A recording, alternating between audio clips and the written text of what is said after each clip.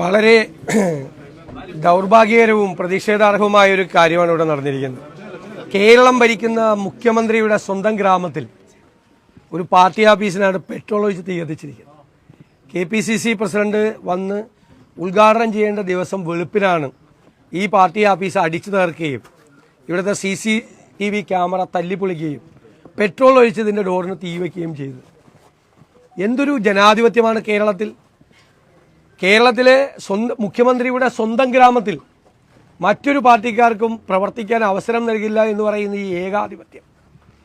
ഈ ഏകാധിപതിയായ മുഖ്യമന്ത്രി അദ്ദേഹം ഇതിന് ഉത്തരം പറയണം. ഇതിന് ഉത്തരവാദികളായ മുഴുവൻ ആളുകൾക്കെതിരായിട്ടുള്ള കൃത്യമായ നടപടികൾ സ്വീകരിക്കണം. ഇതിനെ തള്ളിപ്പറയണം. അത്തരം ആളുകളുമായി ഈ പാർട്ടിക്ക് ബന്ധമുണ്ട് എന്ന് എല്ലാവർക്കും അറിയാം.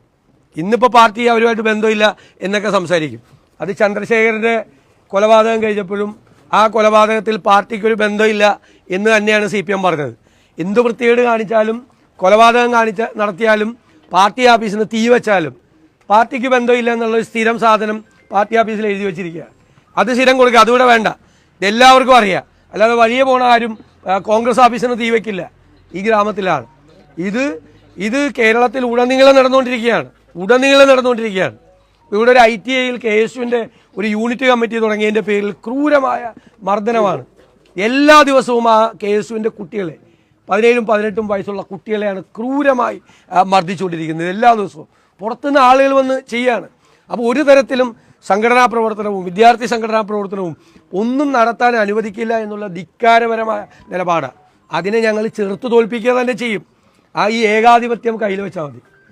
അതിന് ജനാധിപത്യവാദികൾ എല്ലാവരെയും ഒരുമിച്ച് കൂട്ടി നമ്മൾ അതിനെതിരായി അതിശക്തമായി പോരാടുക തന്നെ ചെയ്യും. ഒരു സംശയമില്ല. പിണറായിയിലെ ഈ പ്രദേശത്ത് രാഷ്ട്രീയ പ്രവർത്തനം നടത്തുന്ന എൻ്റെ പ്രിയപ്പെട്ട സഹപ്രവർത്തകർക്ക് ഞാൻ എല്ലാ അഭിവാദ്യം അർപ്പിക്കുകയാണ്. അത്രമാത്രം പ്രതിസന്ധിയിലൂടെയും പ്രയാസങ്ങളിലൂടെയാണ് അവർ കോൺഗ്രസിന് വേണ്ടിയിട്ട് പ്രവർത്തിക്കുന്നത്.